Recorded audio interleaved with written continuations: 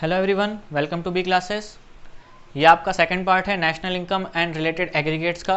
इसमें हम कुछ डेफिनेशंस एंड फॉर्मूले किस तरह से बन रहे हैं वो हम देखेंगे। ठीक है, पहले हम चार इन फॉर्मूलेस पे ध्यान देंगे और इन चारों की डेफिनेशन अगर आप चाहें तो मैं बार बार रिपीट करता हूँ कि अगर आप नोट्स बना रहे हैं तो आप बहुत ही बढ़िया काम कर रहे हैं। तो कोई भी चाहे तो इनको इस वीडियो को पॉज करके इसके नोट्स बना सकता है, डेफिनेशंस लिख लेंगे तो आपको फॉर्मेट या फॉर्मूलेस क्रिएट करने में ज़्यादा आसानी ही रहेगी। ठीक है, तो पहले देखते हैं हम जीडीपी एमपी। जीडीपी एमपी क्या होता है पहले हम वो देखेंगे, उसके बाद धीरे धीरे सारी चीज़ें हम कवर अप करेंगे। ठीक है, gross domestic product eight market price. Gross domestic product eight market price, it is a market value of final goods and services produced within the domestic territory of a country including depreciation in 1 year। ठीक है, जो भी finance goods and services produce हो रहे हैं पूरे एक साल में डोमेस्टिक टेरिटरी में, ठीक है, डोमेस्टिक टेरिटरी में, और उसमें डेप्रिसिएशन इंक्लूड होता है, और उसको आप एक साल बोलो या एक फाइनेंशियल ईयर बोलो तो उसको हम क्या बोलते हैं, GDP MP, gross domestic product eight market price. Okay, next आपका आ जाता है एनडीपी एमपी।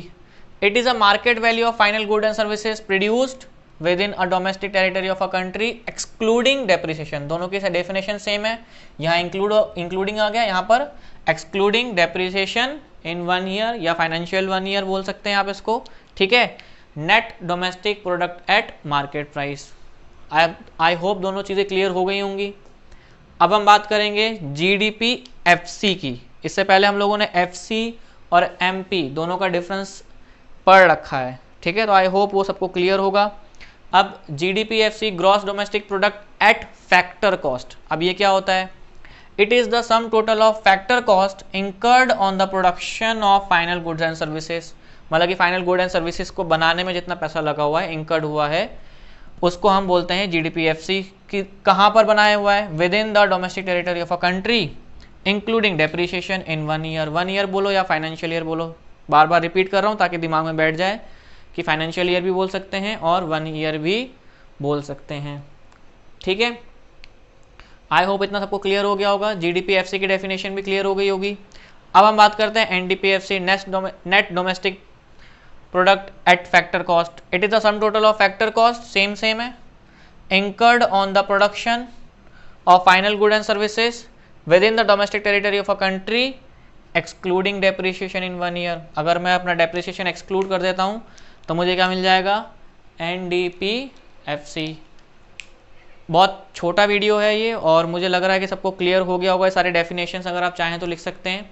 अब इसके बाद हम सीखेंगे कि इन चारों में से और चार कौन कौन से फॉर्मूले बन सकते हैं और आपको उसको किस तरह से आप याद कर सकते हो। ओके, आई होप अभी तक सब लोगों ने नोट्स बना लिए होंगे इसके, तो हम आगे बढ़ते हैं। ओके, नेक्स्ट हम ये फॉर्मूलेस क्लियर करेंगे। फॉर्मूले कैसे, देखिए आपके GDP MP is equal to NDP MP plus depreciation. ठीक है, अगर आपको फॉर्मूला क्रिएट करना हो तो जो जीडीपी एमपी होता है उसमें डेप्रिसिएशन ऑलरेडी इंक्लूड होता है, लेकिन अगर हम एनडीपी एमपी से फॉर्मूला चाहें तो बना सकते हैं। एनडीपी एमपी प्लस डेप्रिसिएशन होगा तो जीडीपी एमपी आ जाएगा। सिमिलरली इसी तरह से आप ये फॉर्मूला क्रिएट कर सकते हैं, NDP MP is equal to GDP MP minus depreciation, तो एनडीपी एमपी आ जाएगा।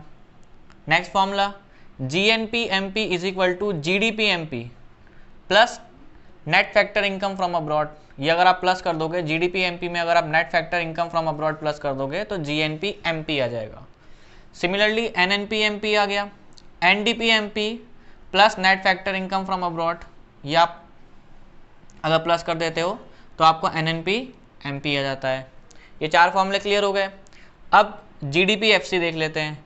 जीडीपीएफसी is equal to compensation of employees, पता ही आपको, rent, interest plus profit plus depreciation. Depreciation यहाँ पर इंक्लूड है जीडीपीएफसी में।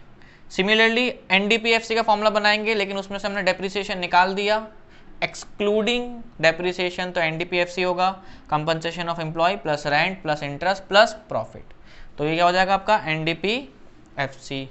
दोनों क्लियर हो गए। अब नेक्स्ट आगे बढ़ते हैं 7th वाले में, जीडीपीएफसी।